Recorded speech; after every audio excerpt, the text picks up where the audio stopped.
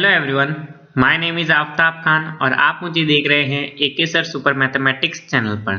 तो जैसा कि गाइज आप सभी लोग जानते हैं, हमारा चैप्टर चल रहा था अर्थमेटिक प्रोग्रेशन और आज अर्थमेटिक प्रोग्रेशन का लेक्चर नंबर 15 है, जहां पर आज हम डिस्कस करने वाले हैं क्वेश्चन को।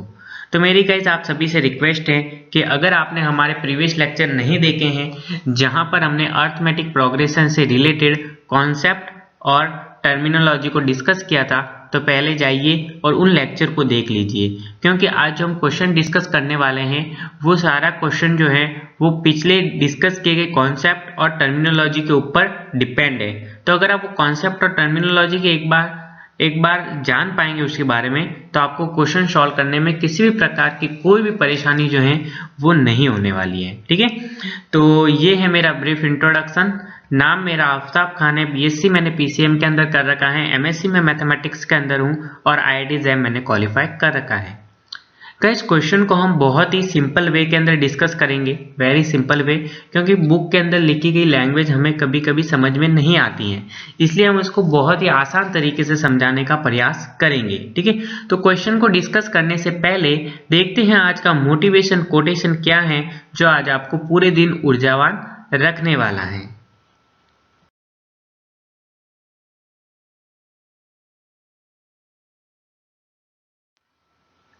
तो ये है गाइज आज का मोटिवेशन कोटेशन, जो कि कबीर दास जी का दुआ है, जो कि बहुत फेमस दुआ है। क्या है ये?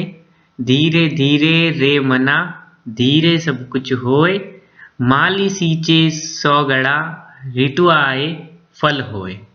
यानी मन में धीरज रखने से सब कुछ होता है। अगर कोई माली किसी पेड़ को 100 गड़े पानी से सींचने लगे, तब भी फल तो ऋतु आने पर ही लगेगा।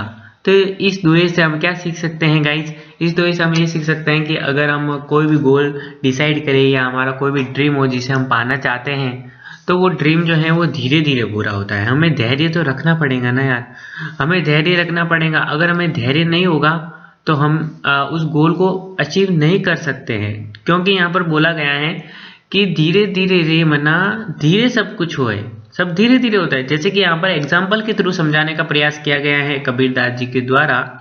कबीरदास जी ने हमें कहा है कि माली किसी पेड़ को 100 गड़े पानी से सींचने लगे, मतलब वो पानी देता है, उस पेड़ को बड़ा करने के लिए पानी तो देता है, लेकिन फल कब होगा उस पर? किसी पेड़ पर फल कब आएंगे?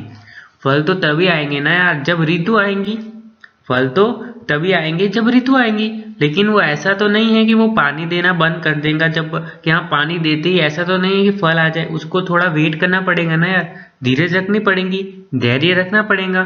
तो कहने का मतलब यही है कि हमें धैर्य रखना है। ऐसा नहीं है कि आप पढ़ाई करने बैठे और आज ही आपको सक्सेस मिल जाएंगी, उसके लिए पेशेंस होना चाहिए। हाँ, लेकिन ऋतु आएंगी तब तो फल अवश्य हमें मिलने वाला है।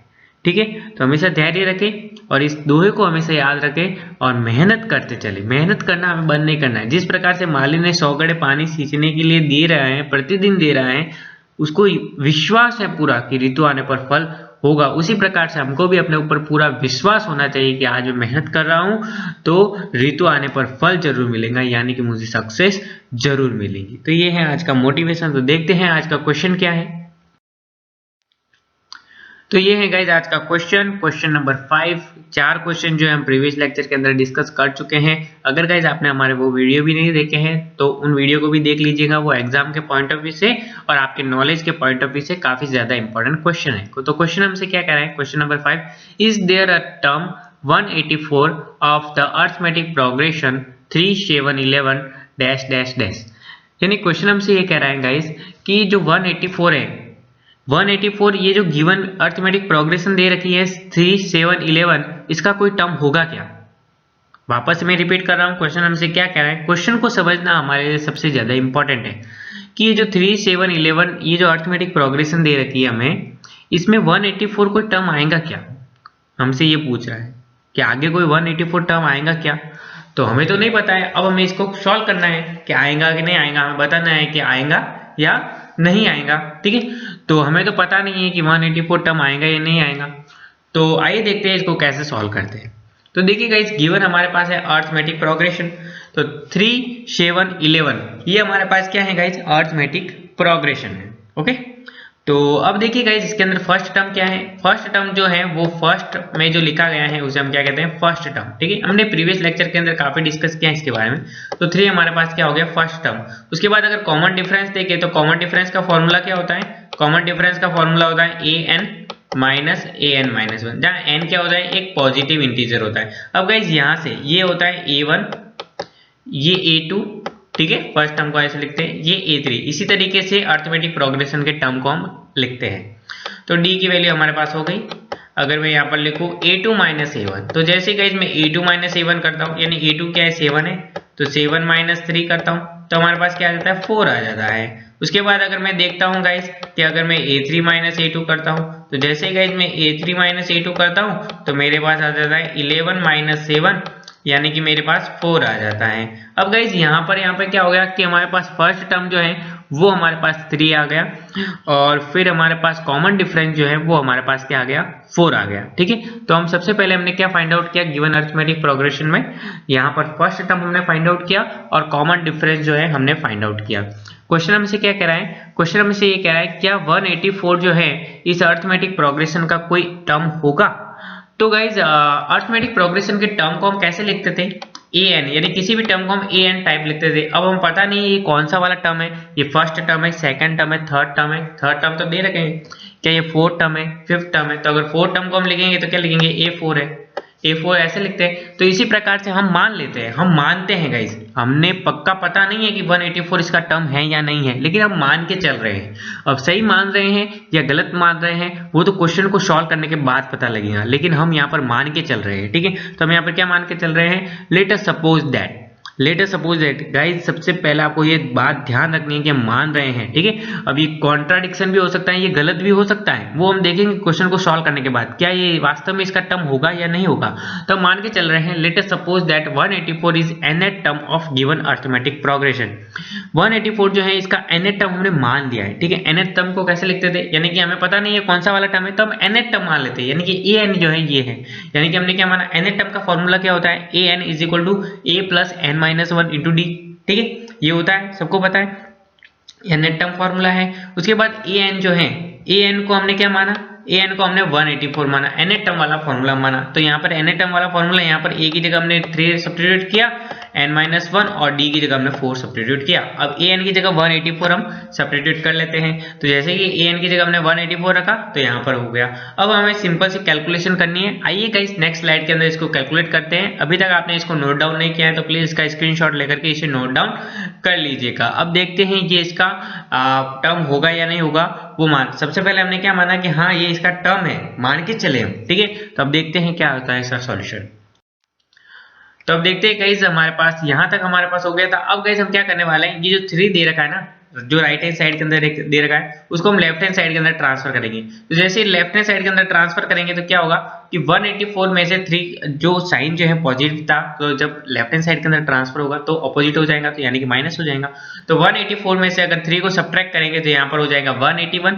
अब गाइस ये जो 4 दे रखा है ना, यह 4 इसके डिवाइड में चला जाएगा। तो जैसे 4 डिवाइड में चला जाएगा तो यहाँ पर होगा 181 को अगर 4 से अगर हम डिवाइड करेंगे, ठीक है, तो यहाँ पर जैसे आप देखेंगे इसको कैलकुलेट करेंगे तो यहाँ पर हो जाएगा 4 टाइम्स और ये हमारे पास आ जाएगा। जब इसको डिवाइड करेंगे तो यहाँ पर इस प्रकार से चीजें जो है हमें दिखने वाली है। यहाँ पर डिवाइड करेंगे, यहाँ पर पॉइंट लगेगा और यहाँ से हो जाएगा 0 और ये 2 टाइम्स और ये हमारे पास आ जाएगा 8 और ये 0 और ये हमारे पास आ जाएगा 5।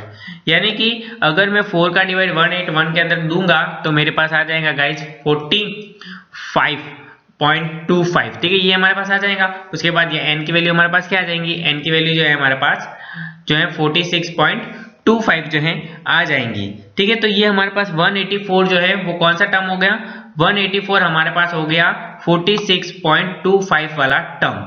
अब ऐसा कोई टर्म होता है क्या अरिथमेटिक प्रोग्रेशन में? अरिथमेटिक प्रोग्रेशन में ऐसा हमने कभी लिखा है गाइस, ऐसा आपने कभी लिखा है, क्या लिखा है, ऐसा हमने कभी लिखा है कि a इज इक्वल टू 46.25, ऐसा हमने लिखा है कि ये वाला टर्म है, ऐसा हमने लिखा है?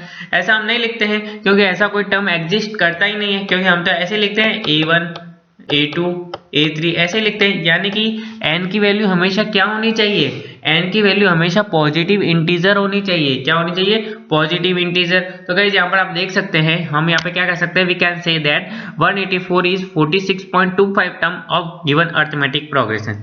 यानी कि हमारे पास 184 जो है वो 46.25 टर्म होगा इस अरिथमेटिक प्रोग्रेशन का। But which is not possible, ऐसा संभव नहीं है। क्यों संभव नहीं है? Reason being n is always positive integer. n जो है हमेशा पॉजिटिव इंटीजर होगा, ठीक है। ऐसा डेसिमल में वैल्यू नहीं हो सकती है इसकी, ऐसा कोई टर्म एग्जिस्ट ही नहीं करता है, ठीक है। तो which is contradiction to our supposition, यानी कि ये हमने जो सपोज किया उसका विरोध कर रहा है, इसका विरोधाभास है। हमने क्या सपोज किया है? हमने ये सपोज किया था 184 जो है हमारे पास इस अरिथमेटिक प्रोग्रेशन क्या है, टर्म है। अरिथमेटिक प्रोग्रेशन का क्या है, टर्म है। लेकिन which is contradiction to our supposition, ये हमारे सपोजिशन का कॉन्ट्राडिक्शन है। इसका मतलब कंक्लूजन ये निकलता है कि 184 जो है इस अरिथमेटिक प्रोग्रेशन का टर्म नहीं है, ठीक है। तो इस तरीके से गाइस इस प्रकार के क्वेश्चन हम सॉल्व करते हैं काफी इजी वे में। ऐसे क्वेश्चन बुक के अंदर बहुत सारे हैं, आप प्रैक्टिस कीजिएगा। अच्छे से प्रैक्टिस करने पर आपसे ये सारी चीजें जो है वो धीरे धीरे क्लियर होती जाएगी, ठीक है। तो इसी के साथ गाइज आज के लिए इतना ही। आई होप गाइज आपको ये क्वेश्चन समझ में आ गया होगा। तो अगर गाइज आपको हमारा ये वीडियो अगर पसंद आया है तो इस वीडियो को लाइक करें, अपने दोस्तों के साथ शेयर करें, और अभी तक आपने हमारे चैनल को सब्सक्राइब नहीं किया है तो प्लीज चैनल को सब्सक्राइब करें और साथ ही साथ बेल आइकन को भी प्रेस करें, सो दैट कि आपको आगे आने वाले वीडियो की नोटिफिकेशन जो है वो जल्दी से जल्दी मिल जाए। और अगर गाइज आज जो हमने क्वेश्चन डिस्कस किया है उससे रिलेटेड किसी भी प्रकार का कोई डाउट एंड क्वेरी है तो आप हमें कमेंट बॉक्स में कमेंट कर सकते हैं। तो ठीक है गाइज, टिल देन गाइज मिलते हैं अगली वीडियो के अंदर ऐसे ही इंटरेस्टिंग क्वेश्चन के साथ। Thank you for watching me.